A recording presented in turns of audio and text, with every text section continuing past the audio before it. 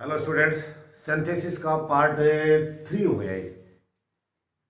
इसमें अनलेस पढ़ाऊंगा आपको। एक दो बार पहले भी आया एग्जामिनेशन में, इस बार भी आ सकता है। अनलेस को इफ से ट्रांसफर करना आ सकता है, या दो सेंटेंस दे देंगे अनलेस का प्रयोग करके बताएं। वो जो देंगे ना वो सेंटेंस इफ का होगा, ठीक है। तो इफ के कई तरह के सेंटेंस आ सकते हैं। एक तरह का सेंटेंस किसमें नोट, पहले वाले में नोट रहेगा कि अगले वाले में रहेगा कि दोनों में नहीं आएगा कि दोनों में आएगा, क्या करना है वो चीजें बता देता हूं। इफ का मतलब होता है, सॉरी, अनलेस का मतलब होता है इफ नॉट। इसका मतलब ये हो गया कि अगर आपको इफ नॉट चाहिए, इफ नॉट से अनलेस में बदलना है तो इफ और नॉट हट जाने चाहिए। और यदि आपको अनलेस से इफ नॉट बनाना है तो अनलेस हट जाना चाहिए। यही है इफ नॉट का मतलब, यदि नहीं। अनलेस का मतलब भी यही होता है। तो अब आपको क्या करना होता है कि पहले वाला जो सेंटेंस देखिए, if you do not work properly you will not get good marks. If से सेंटेंस को अनलेस में चेंज करना है। इन सारे जो सेंटेंसेज हैं आपको इसको अनलेस में चेंज करना है, ठीक है। बट करना क्या होगा कि ये इसका मैसेज है ना, वो चेंज नहीं होना चाहिए, ग्रामेटिकली करेक्ट होना चाहिए। If you do not work properly, यदि आप प्रॉपर तरीके से मेहनत नहीं करते हो तो आपको अच्छे नंबर नहीं मिलेंगे या अच्छे नंबर नहीं आएंगे। ये सेंस निकलना चाहिए सेंटेंस का। अनलेस से बनाना है। अनलेस से बनाओगे तो अनलेस में एक तो इफ हट जाएगा, ठीक है, और पहले वाले सेंटेंस का नोट हट ही जाएगा।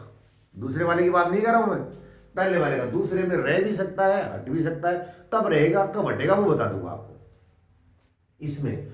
अब एक चीज और देख लेना, जितनी भी ऑक्सिलरी या हेल्पिंग वर्ब है उनमें डू, डज और डू,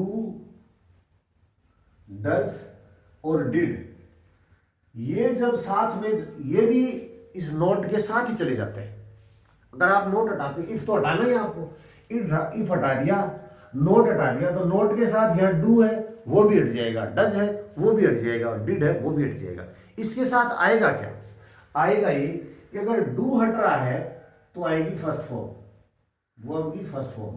अगर डज हट रहा है तो वर्ब की फर्स्ट फॉर्म के एस या ईएस लगेगा, और डिड हट रहा है तो सेकंड फॉर्म आ जाएगी। ये तो होता ही है इंग्लिश में ना, ठीक है। तो इस ये दोनों सेंटेंसेस देखिए, मैंने इसमें नोट किया है, इसमें नोट नहीं किया है। दोनों तरह के आ जाए, नोट वाला आ जाए तो क्या करना है, और जिसमें नोट ना हो आ जाए वो तो क्या करना है, मैं इसको आपको बताता हूं। पहला काम हमें क्या करना है, इफ को हटा दिया, नोट को हटा दिया, तो आप शुरुआत में लगाओगे अनलेस। अनलेस यू, अब नोट के साथ डू गया, अब डू गया तो क्या आया, वर्ब की फर्स्ट फॉर्म आएगी ना, unless you walk, unless you walk properly, ठीक है, अनलेस यू वॉक प्रॉपरली। आगे वाला सेंटेंस वैसा का वैसा आ जाएगा, ये नोट रहेगा, क्योंकि इफ नोट तो हमने इसमें चेंज किया, आगे वाली कंडीशन तो वैसे ही रहेगी ना। अनलेस यू वर्क, इसको नेगेटिव बनाया है, बिना नोट के नेगेटिव बनाया है, तो वो कंडीशन तो वैसे ही रहेगी ना। अनलेस, यदि तुम नहीं करते हो वर्क प्रॉपरली तो ये रिजल्ट आएगा, और इसमें इफ के द्वारा बता दिया ये करोगे तो ये रिजल्ट आएगा। Unless you work properly you will not get good marks. Okay, नीचे वाला सेंटेंस देखिए, if you work properly, if you work properly you will get good marks. देखिए इसको, इफ यू वर्क प्रॉपरली।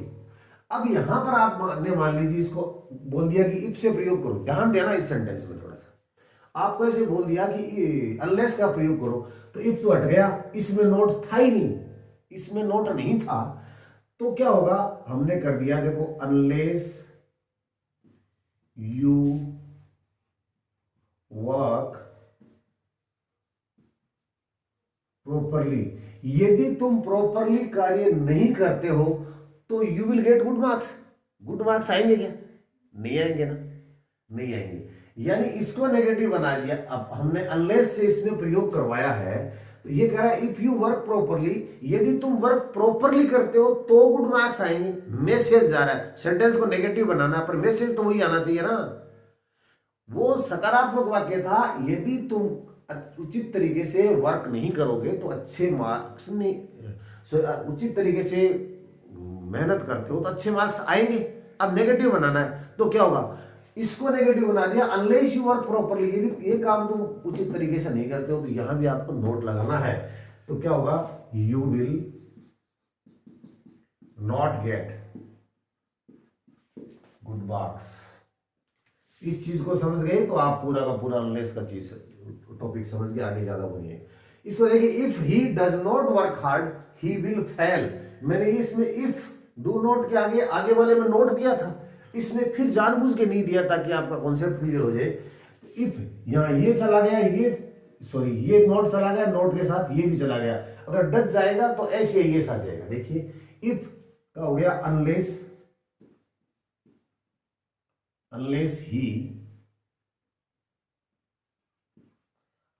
अब नोट हटेगा तो Dutch हटेगा, Dutch के साथ वर्ब के एस लगेगा।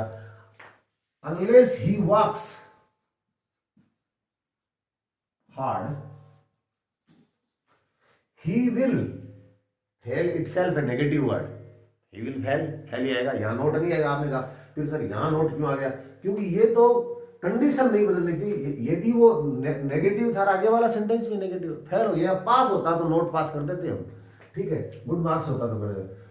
तो unless he works hard he will fail.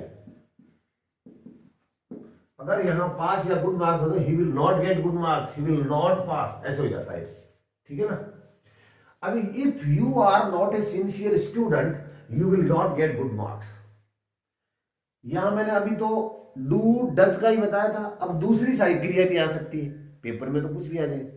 If you are not, तो वहां पर अगर दूसरी साइड क्रिया आती है तो वो रहेगी।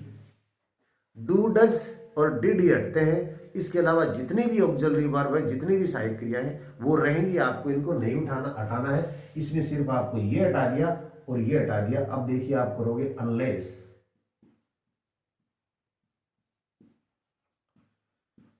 You are a sincere student,